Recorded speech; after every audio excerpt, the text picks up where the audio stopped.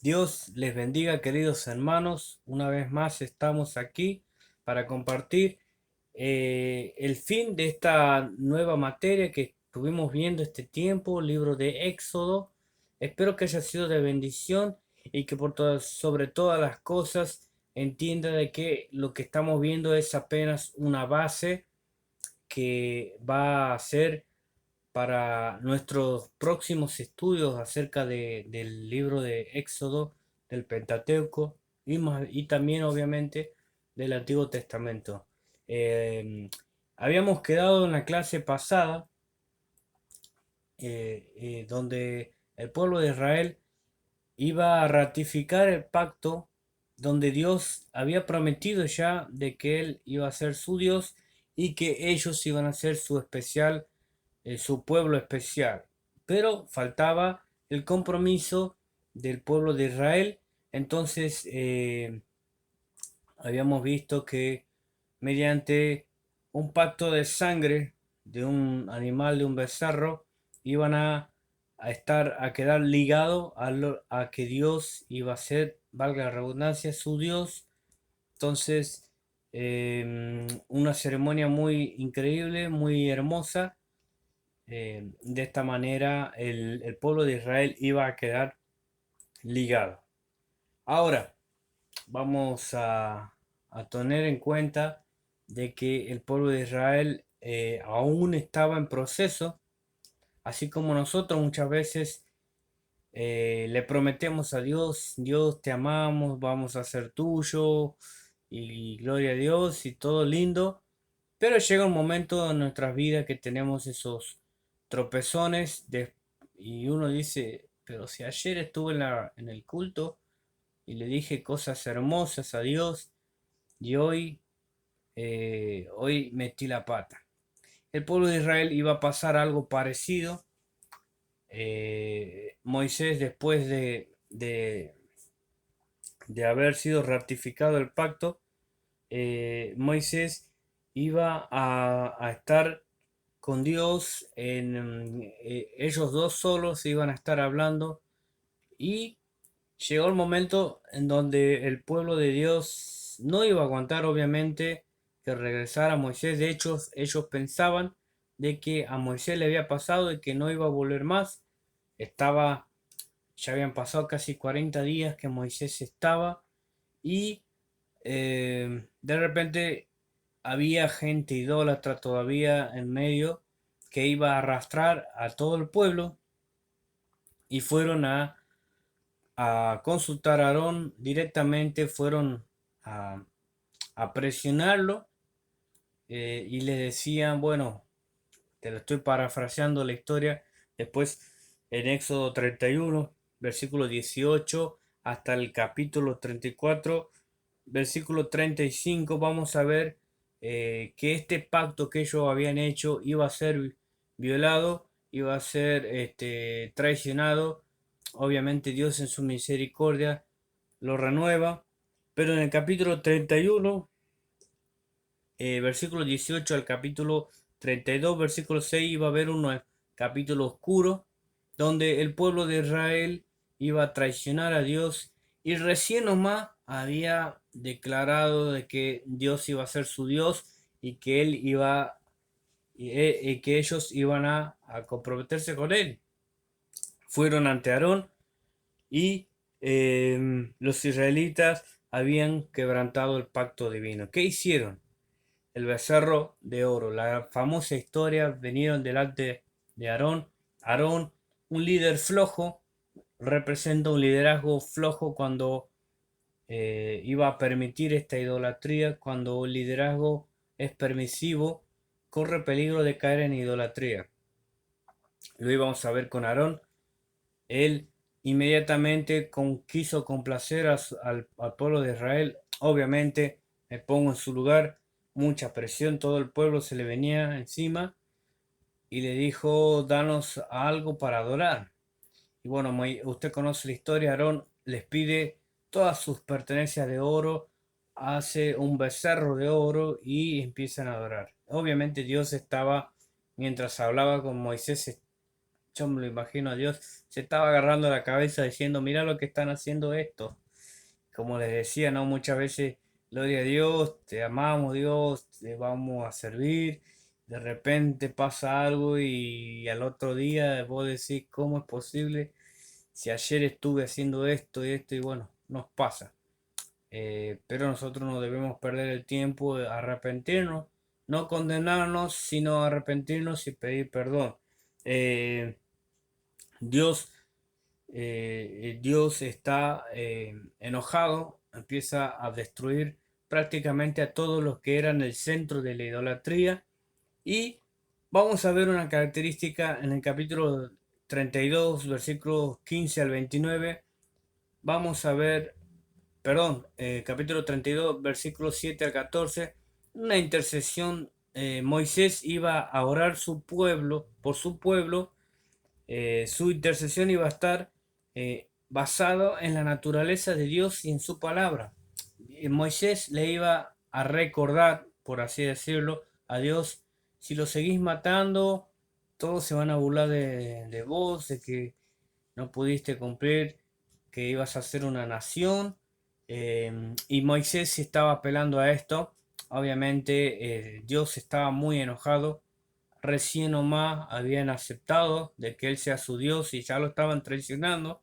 Pero vemos a un Moisés, un líder. Por un lado, Aarón, como les había dicho, un líder permisivo. Por otro lado, a Moisés, un líder firme, que él intercedió, intercedió por su pueblo y Dios detuvo la mortandad. Israel, a pesar de la intercesión, iba a sufrir un castigo de parte de Dios. Era una rebelión vergonzosa. eh, y a pesar de la intercesión de Moisés y de la misericordia de Dios, todo esto iba a traer un castigo. Los levitas iban a ser los que iban a ponerse del lado de Moisés. Moisés dijo: los que quieran estar de mi lado, vengan para aquí, y los que no, bueno, se quedan del otro lado de la línea. Los levitas fueron los primeros en ponerse de parte de Moisés y fueron los primeros en ejecutar a todos aquellos que habían instigado al pueblo de Dios a caer en la idolatría. Por eso los levitas iban a ser más adelante, iban a ser premiados por este acto de fidelidad a Dios. Ellos obedecieron y matando a espada, dice que murieron 3.000, por lo menos 3.000. Probablemente estas personas que iban a matar los levitas eran las personas que tenían muy arraigado la idolatría que venían acarreando de Egipto. Moisés vuelve a interceder, por el pueblo. A pesar de que Dios estaba muy enojado, él vuelve a interceder. No se conformó con solamente que Dios no lo siga matando, sino que Dios le pidió, Moisés le pidió a Dios que perdone el gran pecado por completo del pueblo y que haya una restauración espiritual. Muchas veces nosotros, en nuestro afán de complacer a los creyentes, oramos solamente por las necesidades físicas, dinero, trabajo, lo que sea, pero muchas veces nos olvidamos de que nosotros debemos como líderes interceder espiritualmente por la restauración espiritual de los hermanos, ¿no? Cuando alguien viene, comete un pecado, oramos: bueno, Dios te perdona, y nosotros debemos pedir como líderes, como Moisés lo hizo por su pueblo, que haya una restauración espiritual. Ahora, tres grandes peticiones hizo Moisés. Eh, 33, versículo 13, que Dios le concediera un conocimiento acerca de los propósitos divinos para conocer a Dios de una mejor manera, para poder guiar a su pueblo. Qué tremenda petición. Yo quiero, le diría hoy: yo quiero, Dios, conocer tus propósitos, quiero conocerte mejor a vos para poder guiar a mi pueblo. Es lo que le estaba diciendo Moisés. La segunda petición de estas tres que hizo Moisés, le pidió por su pueblo. Necesitaba la presencia de Jehová. Capítulo 33 del 15 al 18. Moisés no solo pide por él, sino que también pide reconociendo de que el pueblo necesitaba de Dios. Hay cosas que los líderes no le pueden dar a la iglesia, a la congregación. Hay cosas que solamente Dios se las puede dar. Entonces nosotros como líderes debemos interceder para que ellos mismos reciban la presencia de Dios. Y la tercera petición, que le concediera una visión de la gloria de Dios. Capítulo 33, versículo 18. Moisés le está pidiendo por esa visión de la gloria de Dios. ¿A dónde quieres que vayamos? ¿A dónde te vas a manifestar? ¿A dónde está puesto tu corazón, Dios? Ahí queremos ir nosotros. Qué tremendo. Bueno, después de todo esto, por el tema del becerro, Dios se enoja, produce una mortandad, los castiga, hay una restauración física y espiritual por medio de la intercesión de Moisés. Ahora el pacto es renovado. Lo que ellos habían roto, Dios decide renovarlo. En el capítulo 34, Moisés vuelve a subir al monte Sinaí y el pacto es renovado y fueron hechas nuevas tablas. Cuando Moisés dice baja en esta segunda vez, dice que en su rostro se le podía ver el resplandor de Dios. Al haber pasado tiempo con Dios, hace que nuestros rostros reflejen la gloria de Dios. Si usted quiere evangelizar de una manera más eficaz, trate de pasar tiempo con Dios y se va a notar en su rostro de que Él está contigo. Algo diferente van a ver en usted y en mí cuando pasamos tiempo con Dios. Vamos a ver el tabernáculo en Éxodo 25, en el capítulo 30, en capítulo 31, en capítulo 35, 38, en capítulo 39 y también en capítulo 40 vamos a ver diferentes menciones acerca del tabernáculo. El tabernáculo iba a servir para recordar al pueblo de que poseía como pueblo la dicha incomparable de tener a Dios en medio de Israel. El tabernáculo, la idea del tabernáculo era que les estaba diciendo al pueblo, Dios les estaba diciendo al pueblo, yo estoy en medio de ustedes. Esta era la idea del tabernáculo. El tabernáculo representaba la presencia de Dios. En aquella carpa, era una carpa, eh, iba a morar Dios como rey de su pueblo y él iba a recibir el culto, el homenaje del culto que el pueblo de Israel iba a hacer. Dios deseaba peregrinar con la nación durante el desierto, deseaba guiar sus caminos, defenderlo de sus enemigos y conducirlo a un descanso de una vida sedentaria en la tierra prometida que era Canaán. Este es el Dios que aún tenemos hoy. Él quiere estar en medio nuestro, Él quiere protegernos, Él quiere guiarnos, Él quiere llevarnos a donde Él quiere que estemos. Ese es nuestro Dios, el mismo ayer, hoy y siempre. Dios lo quería hacer con su pueblo, por eso es que le da las instrucciones del tabernáculo al pueblo de Israel, sabiendo que la ley era una parte para cambiar su vida, para cambiar su carácter de la nación de Israel. Ellos necesitaban aún más la presencia de Dios que iba a estar representada por el tabernáculo. Entonces, vamos a ver tres propósitos fundamentales del tabernáculo en el capítulo 25, capítulo 29. Era proporcionar justamente un lugar donde Dios more entre el pueblo. Era obviamente una manera, recuerde que Dios se estaba haciendo revelar, no es que Dios habite en un lugar, Él es incontenible, Él está en todo lado, Él es omnipresente, pero Dios en cierta forma les estaba diciendo a ellos, imagínense que ellos no podían creer, eh, estaban recién empezando a creer en un Dios que es invisible. De cierta forma, por misericordia, Él se quería acercar a ellos, les quería decir, acá estoy yo. Y la manera visible era a través del tabernáculo.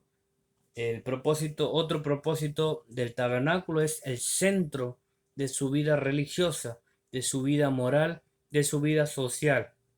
Asimismo, a nosotros hoy Dios quiere ser el centro de tu vida religiosa, no que seamos religiosos, sino de nuestra vida cristiana, más bien de nuestra vida moral y de nuestra vida social. Dios le interesa todas estas áreas de nuestra vida.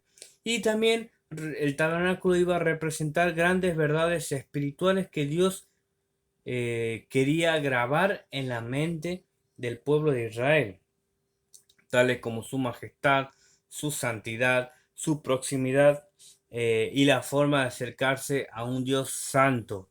Eh, los objetos y los ritos del tabernáculo también iban a prefigurar las realidades cristianas, ¿no? La manera en que Dios les iba a decir cómo podían acercarse al tabernáculo iba a ser una prefigura de lo que se iba a venir con Jesucristo. En Hebreo 8.1, Hebreo 8, 11 y capítulo 10, versículo 1 habla justamente de nuestro tabernáculo que es Jesucristo.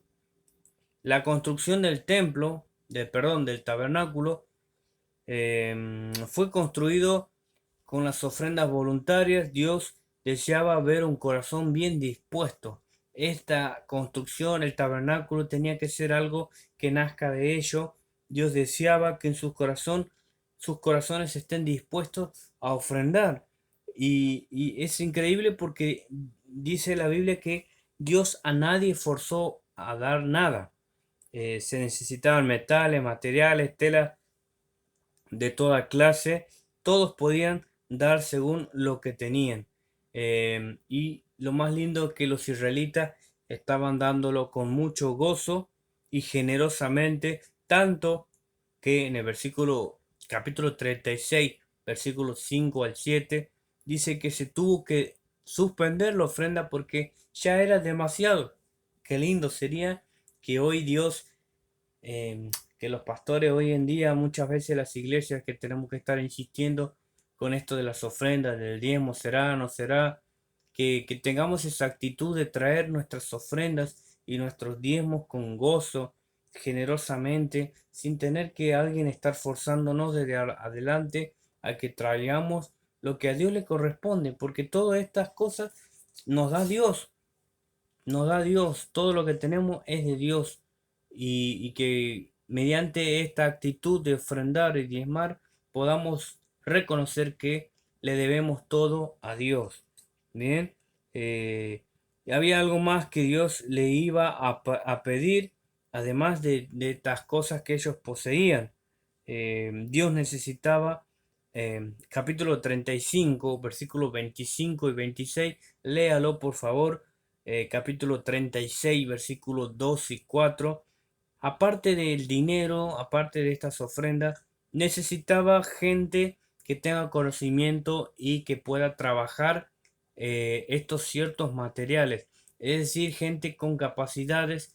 Muchas veces decimos, no, Señor, yo no te puedo ofrendar, no tengo dinero, no tengo trabajo, pero podemos ir a limpiar, podemos ir qué sé yo, a vender algo para recaudar fondos.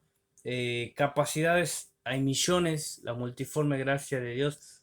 eh, Muchas veces nos abocamos a que si no tenemos dinero, yo no estoy ofrendando, pero podemos ofrendar conocimiento, nuestro tiempo, nuestra dedicación. Entonces aquí vemos esto.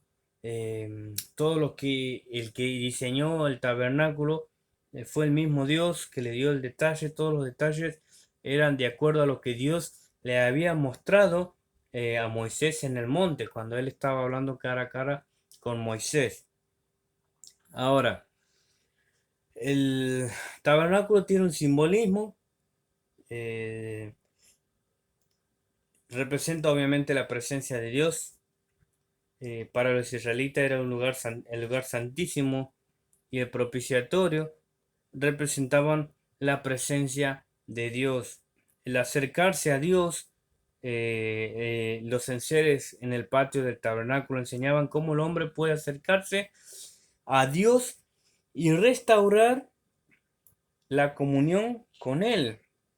El culto aceptable a Dios que se hacía a través del tabernáculo indicaban cómo la nación sacerdotal podía prestar culto a Dios y servirle en una manera aceptable.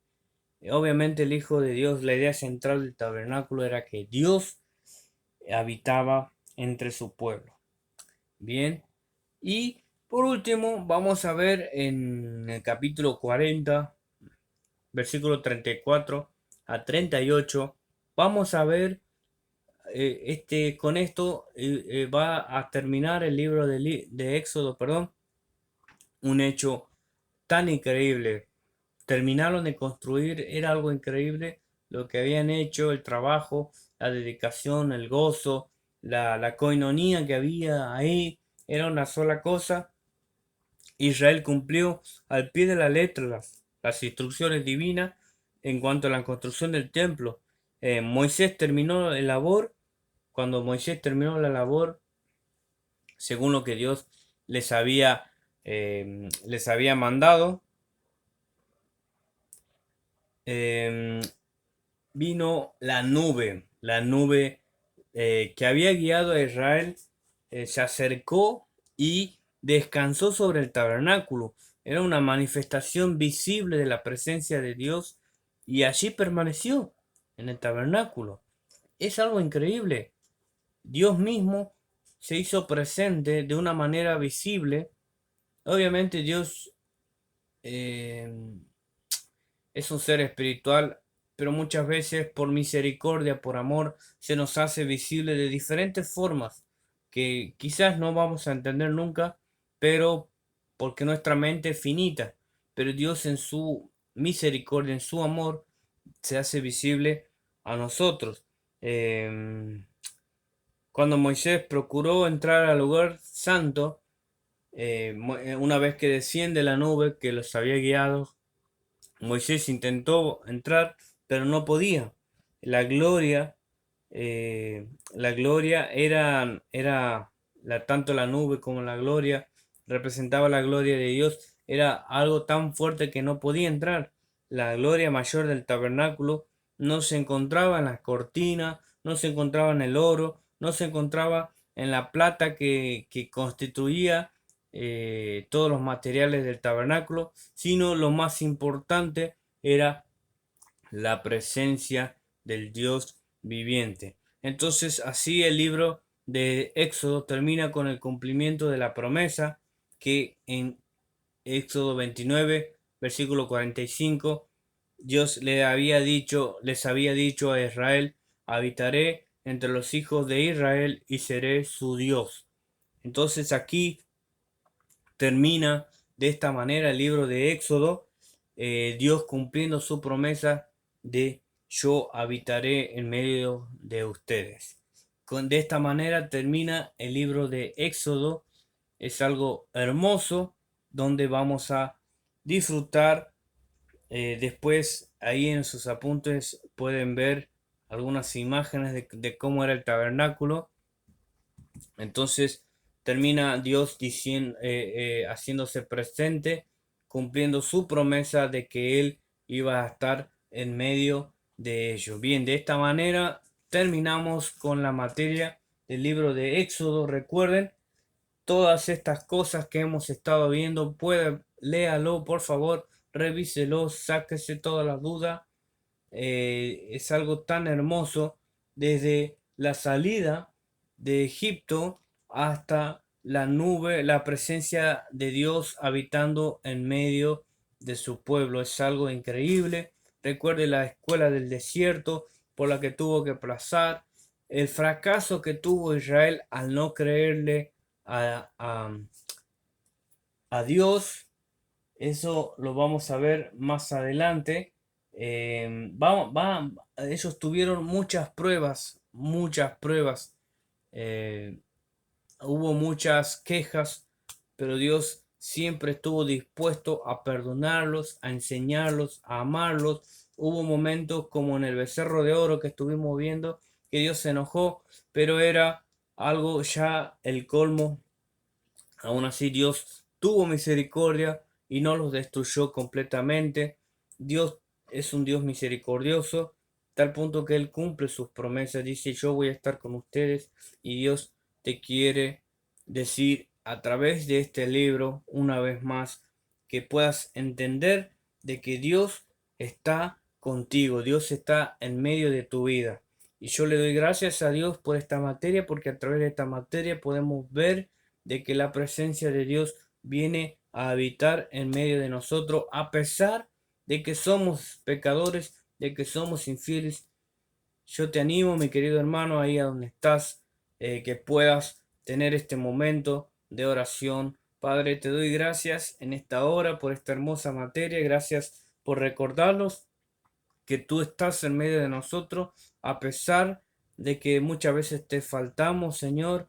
Si somos infieles, Señor, tú vienes a habitar en medio de nosotros. Señor, en esta hora te pido por cada uno de mis hermanos, Señor, en el nombre de Jesús, que tu presencia venga, abrace a cada uno por esa enfermedad, Señor, que está entorpeciendo a mis hermanos, Señor. En el nombre de Jesús, yo declaro sanidad, Padre. En el nombre de Jesús, Señor, tu visión, Señor, se hace presente en estos líderes, Señor, esta generación de líderes, Padre. Bendigo, Señor, sus vidas, bendigo su familia, bendigo sus economías, Padre Santo, y que podamos seguir creciendo en el conocimiento de tu palabra, Señor. Te damos gracias, te amamos y te bendecimos, Padre. Amén. Amén. Querido hermano, nos vemos en la próxima materia en el libro de Levítico. Le animo a continuar esto, y por favor, para servirle, cualquier duda que tengan, pueden escribirme por privado. Estaremos para servirle. Dios les bendiga.